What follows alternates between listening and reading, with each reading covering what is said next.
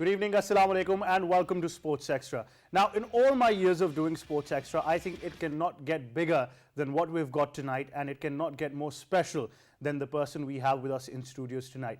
You know, when you talk about legends and you talk about so many sports around the world, there are many names that come to mind. But if you've grown up watching football, and especially you've fallen in love with football, watching the English Premier League or England playing, or many clubs that you want to talk about, then this gentleman has truly aced it all. When we talk about him, there's so much to him that if I go on and on, then I think I might not have the time for the show to actually introduce him and get him on the show as well. But one thing is for sure, that he's a legend who's walking amongst us. He's landed in Pakistan. The hype is all there. Everything is there to talk about. But, we've got a report on that. We'll give you a link at that as well. We'll show you that report. But before that, let me just say that football in Pakistan has a huge fan base, And we've been talking in the previous couple of weeks about a venture by GSV, when we talk about Global Soccer Ventures, what they're doing for Pakistan and Pakistan football, for unearthing talent at the grassroots row level, and of course picking the top of them, taking them to a level where they get international coaching, and they can of course make a living for themselves playing football internationally, and also bring a lot back to the country as well. Regardless of however the infrastructure is in Pakistan, it's a great gateway. I think it's a miracle that's going to be happening with so much to come. The first step has been to get this gentleman in Pakistan, which has been achieved. So we'll talk all about that, the initiative in general, and we'll also talk about how you guys can also join this immense extravagant journey, where you can definitely make a name for yourselves and go and receive the international standard coaching for football as well in one of the most elite clubs of football when you talk about the region where you might be able to go to. So we'll talk all about that and give you an idea as well. But before that, the legend we have amongst us, we've got a report on that, so let's just take a look and then I'll come back and do justice to the introduction. Michael Owen is a former English footballer and Ballon d'Or winner who played for Liverpool, Real Madrid, Newcastle United, Manchester United, Stoke City, and for the England national team. A supreme finisher and a natural striker, Michael Owen exploded onto the first team scene as a teenager and left Liverpool with a ratio of a goal every 2 games and an FA Cup final named after him. Blessed with extraordinary speed and terrifying composure when presented with a chance, the Chester native notched 158 times in a Liverpool shirt during his 7th season at Anfield. For the next 7 years, Liverpool were guaranteed league goals in the double figures by Owen. Despite his tender age, he concluded the 1997-98 campaign with 23 goals for 44 matches in all competitions. England boss Glenn Hoddle simply had to select Michael for that summer's World Cup in France, and he was duly rewarded. The striker bagged a goal as a substitute against Romania.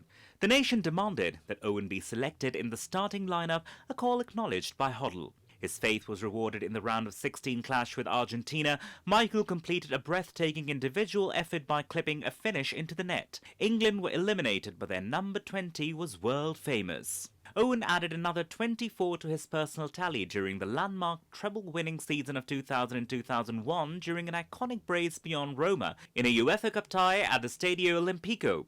Owen's career-defining moment followed at the Millennium Stadium in May 2001 when Liverpool met Arsenal in the FA Cup final. With the Reds significantly outplayed and trailing 1-0 as the game neared its climax, the number 10 struck twice in the last 7 minutes to single-handedly bring the trophy back to Merseyside. On the 1st of September 2001, Germany met England during the qualifying stages of the 2002 World Cup at the Olympia Stadium in Munich.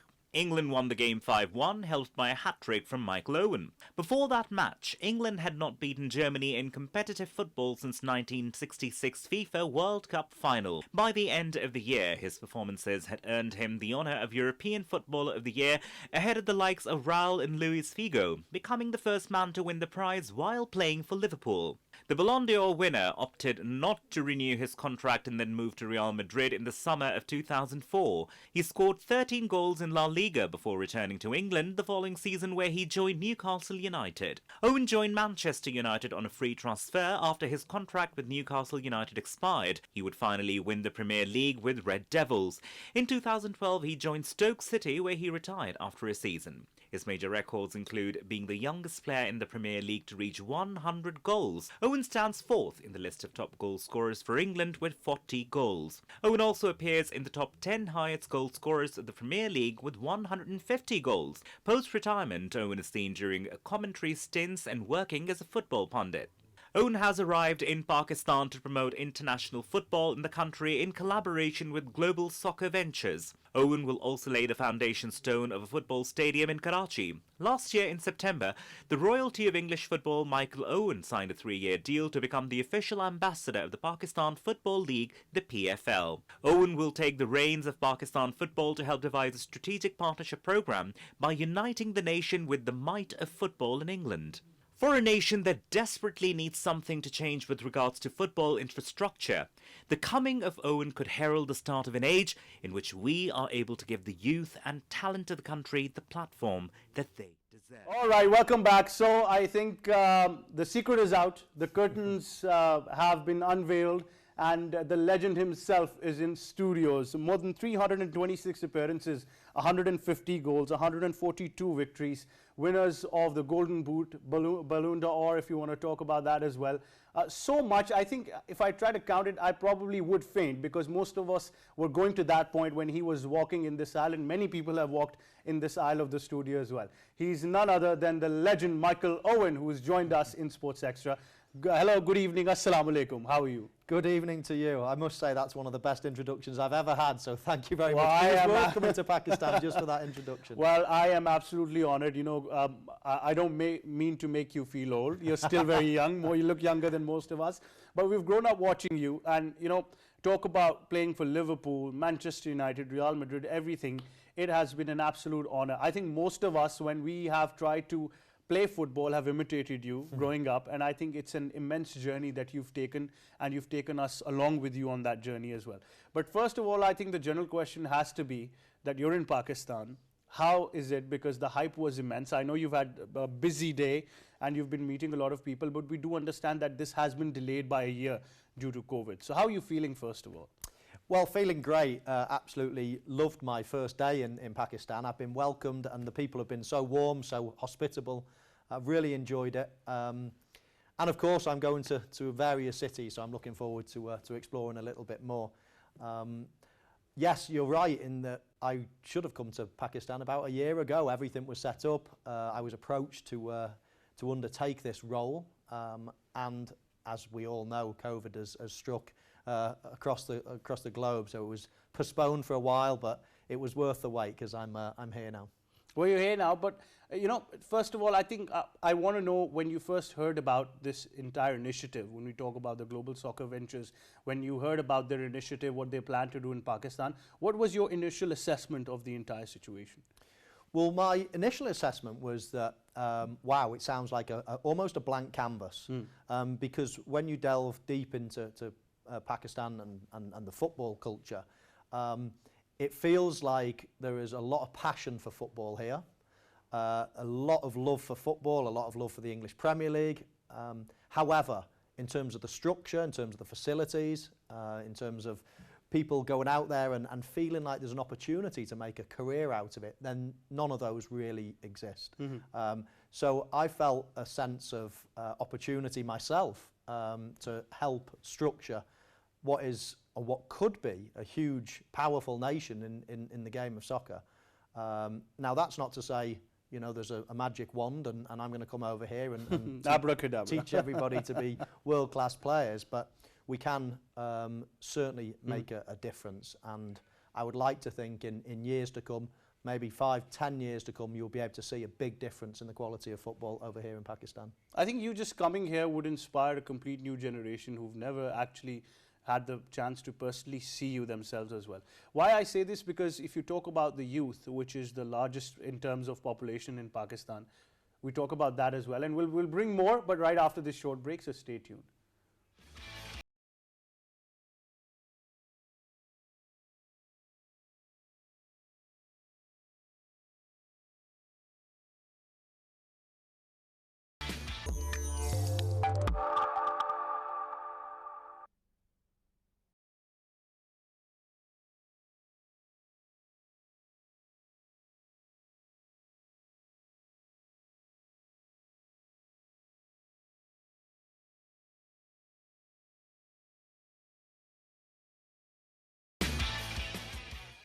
Welcome back to Sports Extra, very exclusive Sports Extra, because we're in exclusive conversation with Michael Owen, who is in Pakistan. Now, Michael, why I talk about the youth so much, because Pakistan has the largest in terms of population. There's a lot of youth bulge when we talk about that percentage. Now, you can connect because you have played for one of the most elite clubs. If you talk about the sheer number, start with Liverpool, Manchester United, Newcastle, Real Madrid. And, you know, talking about youth, I want to know where your journey started, because the youth can definitely then connect, because at 19, you were already the winner of 2 golden boots. So the youth has a lot to look up to.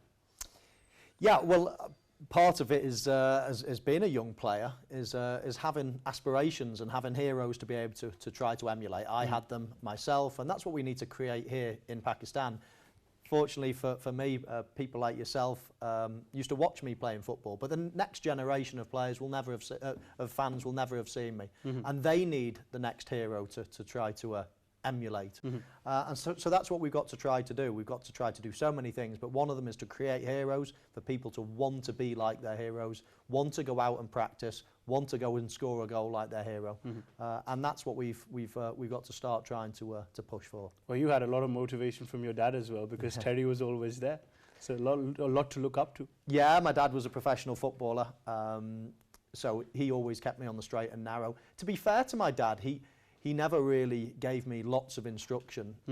He realised that I was quite a naturally talented player, and he just guided me in the right way. He was always there, always supportive, always wanted to take me to the park if I wanted to play football, always would buy me a pair of boots. You know, he was just very, very supportive, but never really drilled down on anything. Just, I think football, like a lot of things in life, is very self-taught. Nobody can really teach you what to do in split-second moments, and that's what football is. You're making quick decisions, and those pictures are changing within milliseconds. So it's all about practice. You've got to practice. You've got to love the game. You've got to have a passion. You've got to wake up and want to look for your football in your house. Go and pick it up. Go to school. Play it in the break time. On the way home from school, you're keeping the ball. Just have your football as your best friend, and that's what it was to me. Well, football will be the best friend for Michael Owen, I think, and for many of you out there as well. But because I'll be very, very honest in this. I'm a Manchester United fan, and I'll stay a United fan forever. So I understand that your career started with Liverpool, and then there's so much to it as well. But then that moved to Manchester United, and because you've played for so many clubs, each of them had a very special place in your career and your heart as well. But there's still got to be that one club where you had the most amount of amazing time that you can recall. Yeah, well, I'm going to disappoint you, unfortunately. All right. Yeah, I mean, Liverpool was the club that I came through. I joined when I was 10 or 11. Yeah. Me and Steven Gerrard in the same age group. We played alongside the whole way through. I made my debut at 17. It was all I ever wanted to do, play in the Premier League, play for Liverpool.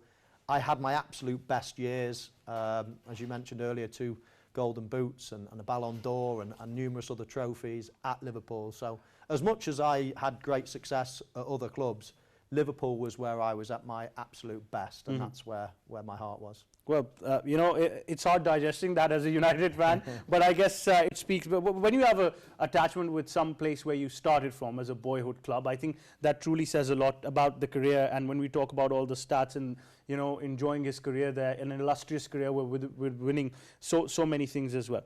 Now, for the talent in Pakistan or for all over the world, I think, because every place does not have an equal amount of good infrastructure as many other places for football do.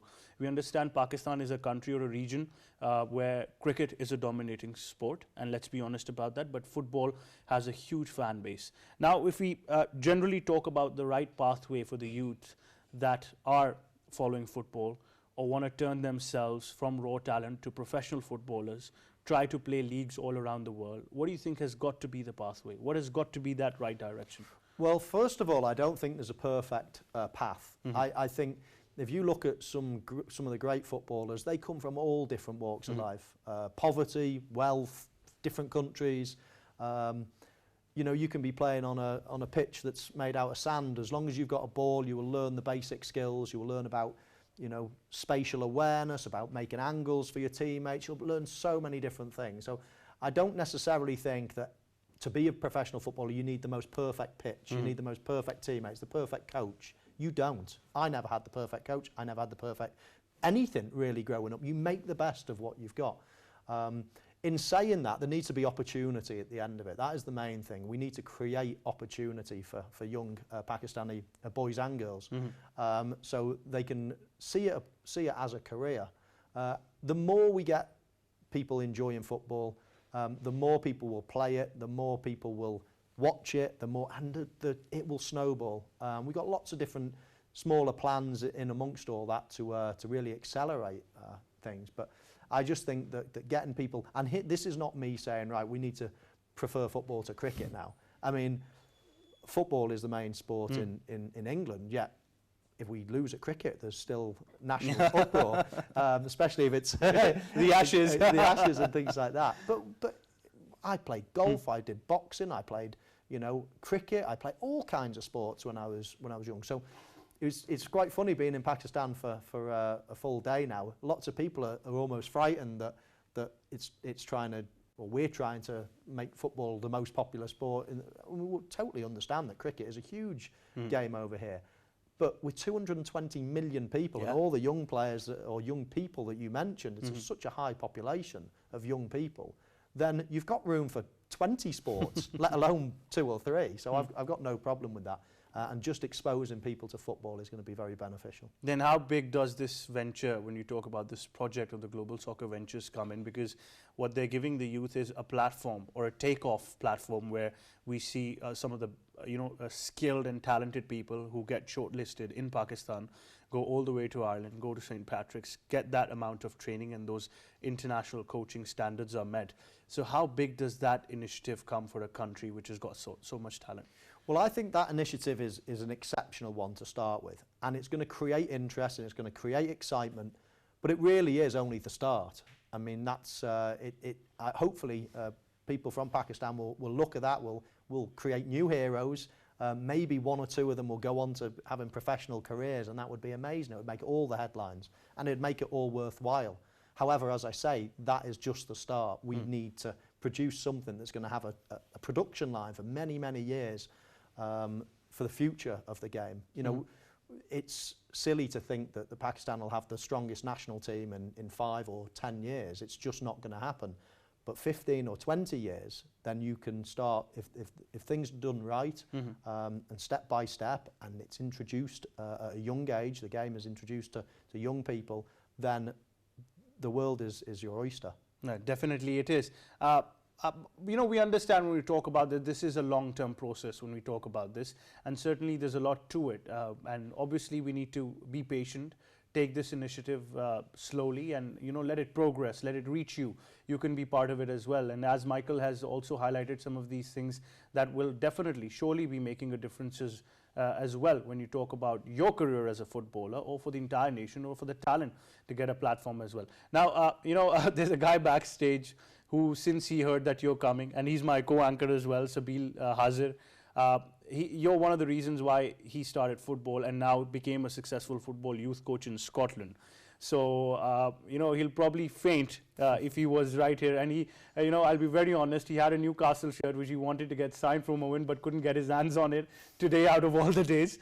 But, he gave me this question to ask you, and it really came from his heart, because he said that the moment you walked up to collect the Ballon d'Or award, what was the feeling knowing that you are someone who has inspired, or who has, made every kid wanted to be Owen when they were kicking a football? What was that feeling? Well, it's a different feeling to what it is now. At the time, I was just very, very hungry for success. I was, win one trophy, get it out my way, and winning the next one. I was, you have to be like that. You have to be greedy. You have to, aggressive. Everything. Every day you're wanting to challenge yourself. You're wanting to keep the trophies that you've won. I believe that the Golden Boot, I won it in my first 2 years as a player, as a professional player. I believe that was my trophy. I need to win it every single year, and that's the only way you can stay on top. Fast forward to now, it gives me great pleasure to be able to come to places like Pakistan and to hear stories of yourself and your co-presenter. That I inspired them and things like that. I never felt that way when I was 18, 19. I was just all out to make a great career. But now I travel the world.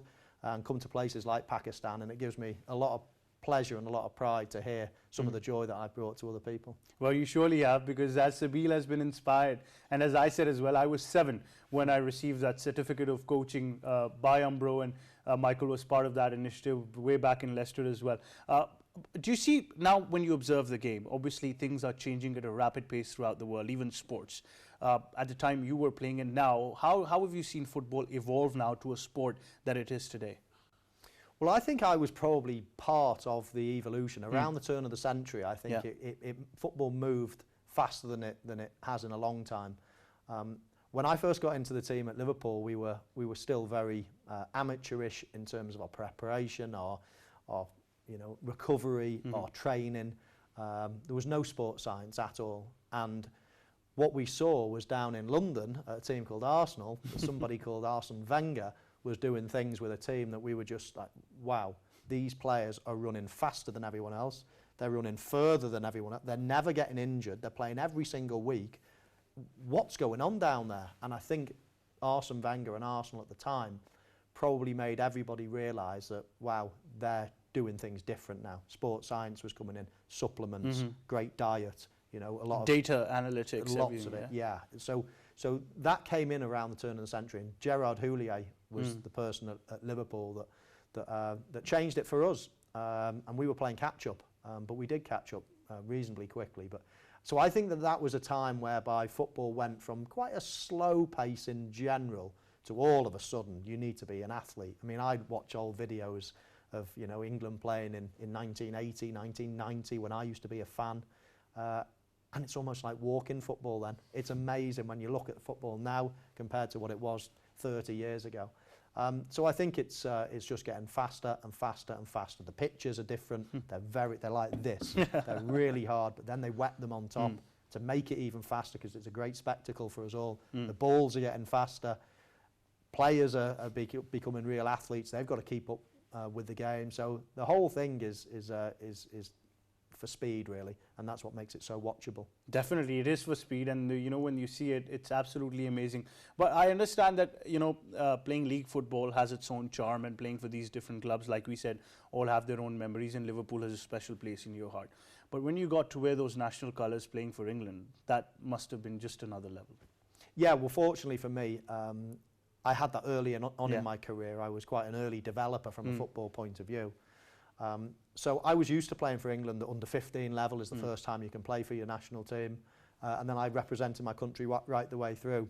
But obviously going to my first tournament was big, playing in a World Cup, and I was only 18 at the time, and playing in France, and of course I played in all the games against Tunisia and Romania and Colombia, and then of course where I made the headlines and when most people remember me was the game against Argentina in the knockout stage when I scored that goal. So yeah, that was very early in my career, but yeah, England played a huge part in my life. I've got some great memories of scoring goals for England. Some great teammates around you as well at that time. Oh wow, we were one of the best. And my biggest frustration, I suppose, in my career is that we didn't win anything for the national team. I'm convinced that if we had played in a different formation that we would have. I'm convinced that we had unbelievable centre-halves, unbelievable central midfielders. And we were always saying, can Gerrard and Lampard play together? We'll just play Scholes, Gerrard and Lampard, all three of them, because that's where we used to lose the game. We used to play against Spain, for example, and they used to have what seemed like about 7 central midfielders, and they used to just dominate the ball against 2 great players, but there was only 2 of them in Lampard and Gerrard. And we were stuck in a very old-fashioned 4-4-2 formation. Well, I think if we played 3, played to our strengths, we never really had a left-sided player for England. Ashley Cole could have played that wing-back area, and we had some exceptional players, and such a frustration, as you can tell in my voice. Well, yeah, I guess it's very emotional as well. But I think this is the change that we've got to explore more about you. The change from Michael Owen as a player to now Michael Owen as a coach, as a strategist, thinking all of this in your mind. So that's got to be a phenomenal change when you know that you're not going to be on the pitch, but you're going to be telling kids what to do, or sharing your skill and your knowledge with the generations to come. Yeah, I really enjoy doing that. I enjoy working with young players. I also, since I retired, work a lot now commentating and doing television work, and I really enjoy that, looking at the tactical side of things and learning off other people. You never stop learning. We've always got somebody else, another pundit in the studio, whether that be a Paul Scholes, a Glenn Hoddle, real great brains of the game. So always watching games, talking to people, understanding more about different positions. I find it fascinating, and if you then can pass that knowledge on, then you're doing half a good job. Yeah, I guess most of you, from that era have a lot of fun. Talk about Gary Neville on television, absolutely superb the way these guys are now, taking their careers to television. And obviously it's great to see them still loving the game as much as they had when they were playing as well. So I guess a lot more to it when you do become a coach or a manager, working with the youth, so many kids to inspire. But at the same time, you also have to keep in mind that these kids obviously have a different approach to football than what you guys did. Definitely, yeah. And people like football for all different reasons, and that's got to be embraced as well, especially in a country like Pakistan. In that, we're not trying to make every young player or young person a professional footballer, but there's no question to expose people to football for coordination, for fitness, for health. For society, for friendships, for all kinds of reasons. You make so many good friends. There's nothing like playing in a team. I always watch sports on the telly and sometimes feel sorry for people that do individual sports. There is nothing like winning as a team and sharing it with people. And that social environment is amazing. So yes, we all want to improve the standard of football around the world, and in this case in Pakistan. But we're not expecting everybody to be a professional footballer, but we can expect everybody to enjoy something and get something out of playing the game. Do you think what GSV has done is going to make history? Because it's not before, and when you see the times of football, when you see the history of football, there never has been an entity that has come up, broken those social taboos or barriers, has overlooked any negativity, and has just stood there and said that, look, we're GSV. We're going to promote football in this region. We're going to give these guys a platform. Do you think this is historic and something truly to be proud of?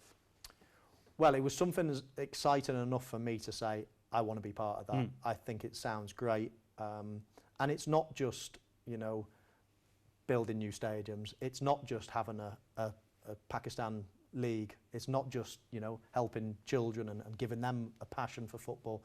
There's so many different plans that they've got. And I'm really excited to be part of those plans. Definitely you are. It's been great. It's been an honor. But I must ask you, because rumors have it, and these are of course rumors, that the hunt for the next 007 is on. So are you going to be joining that bandwagon any soon? Because people are saying that maybe the next stop for Michael Owens is now movies. You never know, the next 007 might be Michael Owen. Well, I'm always open to offers. It's not something that I'm thinking about, but yeah. Yeah, James Bond's quite a cool. It would be quite a cool thing. So I don't think you'd turn it down, would you, if you were? Well, 7's been a special number for you. They never add 00 to it, so. That's right. Yeah, it was quite a heavy shirt though, because when Cristiano Ronaldo left to go to Real Madrid, I took his shirt, and it's quite a heavy shirt.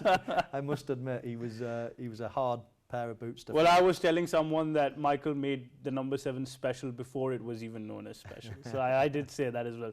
But Michael, it's truly been an honor. Is there any message that you'd like to give to millions of fans, not just in Pakistan, but in this entire region over the world, who are watching you right now? Would you like to say a message right there? Yeah, well, just the very fact that I'm here, I'm of course very committed to hopefully improving the state of football here in Pakistan.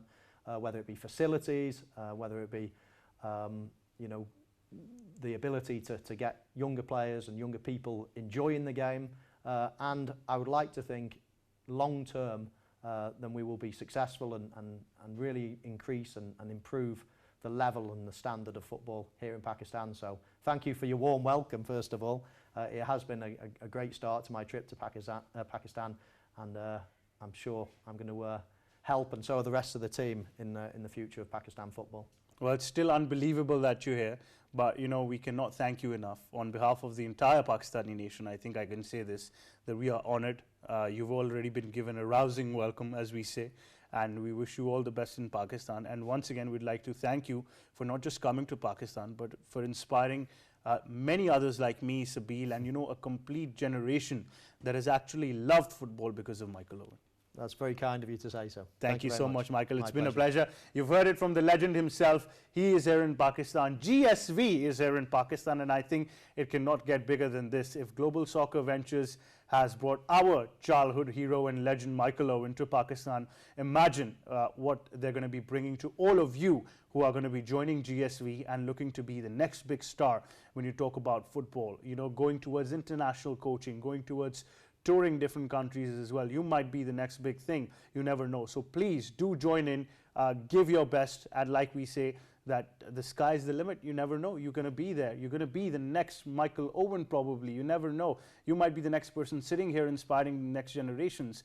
You can all get that. And I think at this moment, we'd really like to give our hearts out to GSV, because just having Michael in Pakistan is superb, and imagining what is there to come up next. I think GSV has the love and prayers of the entire Pakistani nation, and I think it's truly a proud moment for all of us. And I think all of us can own GSV. We can say that all of us are a part of it indeed. But it's been very special. It's been exclusive. You've heard from Michael Owen himself as well.